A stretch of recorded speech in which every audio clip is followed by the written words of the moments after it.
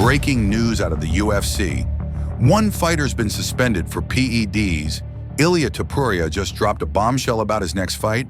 And Sean O'Malley, well, let's just say he's stirring the pot again. Let's dive into the chaos. Well, folks, it's time to press pause on the always entertaining chaos that is Douglas Silva de Andrade's UFC career, for about 6 months anyway. The veteran brawler and certified finisher, who's left more than a few opponents seeing stars, has found himself on the receiving end of a very different kind of tap-out. Nope, it wasn't a rear-naked choke or spinning back fist this time. It was a suspension handed down by the powers that be over at Combat Sports Anti-Doping, CSAD.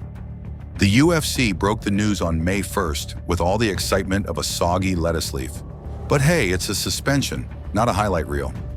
According to the official statement, Silva de Andrade tested positive for furosemide, cue dramatic music, a substance that's on the UFC's naughty list year-round. Furosemide is a diuretic, often used to cut weight fast or hide the presence of other banned substances. The timeline. His suspension officially kicked off on February 28th, which means the Brazilian bruiser will be back in action on August 28th, just in time for fall fight season. Silver lining? At least he'll have plenty of time to binge watch his old knockouts and get creative with training montages. Now here's where things get even more UFC drama worthy. Silva de Andrade had been scheduled to throw down with John Castaneda at UFC Vegas 103 on March 3rd. The fight was pulled last minute with the vague explanation that he wasn't medically cleared. Fans were left scratching their heads and hardcore conspiracy theorists were already drawing up charts. Now we know furosemide pulled the rug out from under the whole card.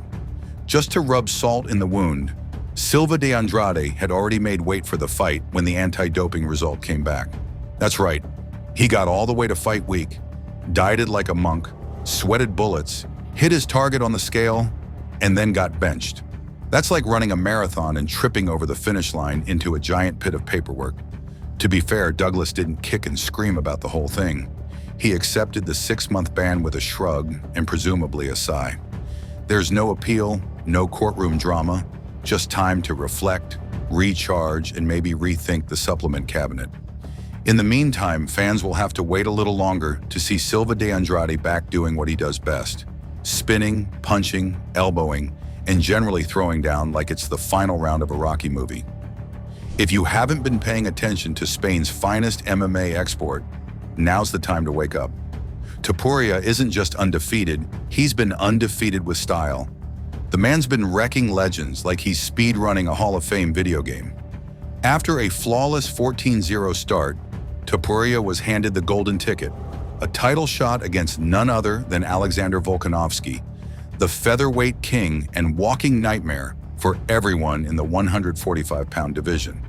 Most people expected a 5-round chess match. Topuria, however, brought a sledgehammer to the board. He put Volk to sleep in round 2 and walked off with the belt like he was born with it. But wait, there's more. As if knocking out one all-time great wasn't enough, Topuria decided to test his new hardware against Max Blessed Holloway, a guy known for eating punches like popcorn and turning fights into cardio-heavy brawls. And what did Topuria do? He stopped him. With strikes. The first man to do it, ever. That's not just history, that's legend-making stuff. By the end of the year, Topuria was featherweight royalty. But just when fans were getting cozy with him as champ, he hit us with a plot twist straight out of a UFC soap opera. He vacated the belt. That's right, he just handed it back like, "Thanks, but I'm off to new adventures." And by new adventures, he meant the shark tank that is the lightweight division. Since then, we've all been refreshing our news feeds like maniacs, waiting to hear who he's fighting and when. Finally, we have at least half the answer. Topuria confirmed via social media, and in Spanish, no less extra flair, that he'll return to the octagon at UFC 317 on June 28th. "I hope to make you all happy again," he said. Cue the collective cheer from fans and the deep sigh from any potential opponent. But who will stand across from him in the cage? That's still a mystery. His dream opponent? None other than lightweight champ and pound-for-pound #1. One Islam Makhachev, but Islam's currently playing matchmaker with destiny, waiting to see what happens in the UFC 315 welterweight title fight between Belal Muhammad and Jack Della Maddalena. If Della wins, Makhachev might move up to chase double champ status, which could put Topuria's lightweight ambitions on ice. Not to worry though, the division is stacked. Topuria could square off with Charles "Do Bronx" Oliveira, the human highlight reel Justin Gaethje, or rising monster Arman Tsarukyan. All are potential barn burners. One thing's for sure, June 28th can't come soon enough. In other news, in the UFC 316 main event, Sean O'Malley gets his shot at redemption as he rematches Merab Dvalishvili for the bantamweight title. Dvalishvili wrestled the belt away from Suga last year, and now it's time to see if O'Malley can flip the script. To win, he'll need sharper defense, smarter movement, and rock-solid takedown resistance. Meanwhile, Merab plans to lean on his relentless cardio and pressure again. Corey Sandhagen chimed in with advice: forget running, stand your ground, and swing.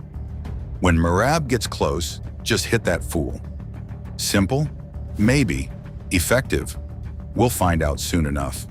From shocking suspensions to title-chasing drama, the UFC never sleeps, and neither should you if you want to stay in the know. Make sure to hit that like button, subscribe for all the latest fight updates, and drop your predictions in the comments. Who should Topuria face next?